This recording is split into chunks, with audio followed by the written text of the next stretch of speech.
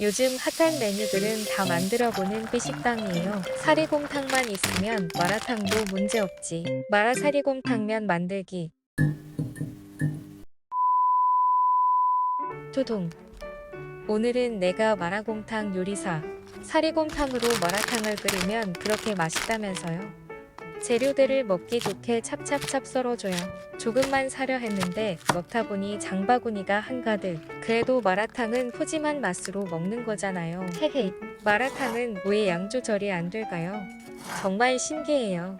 마라탕집 가면 10,000원 이상 나오는 사람이 바로 접니다. 밥병찰 연근도 마라탕에 들어가면 꿀맛이에요. 저는 향신료 말렙이라 고수도 꼭 올려서 먹어요.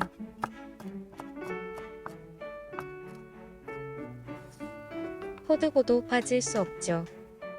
요즘은 두부가 다양하게 나와서 좋아요. 맛의 균형을 잡아줄 우삼겹과 냉동새우. 재료 준비 끝. 자, 이제 후다닥 끓여줄게요. 고기부터 노릇노릇 볶아주기.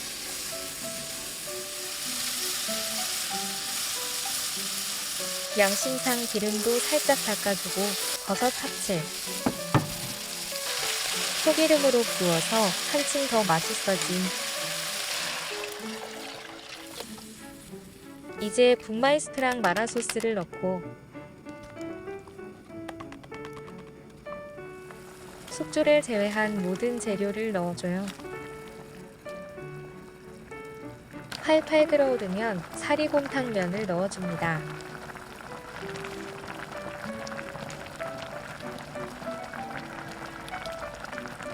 숙주로 마무리해주면 완성.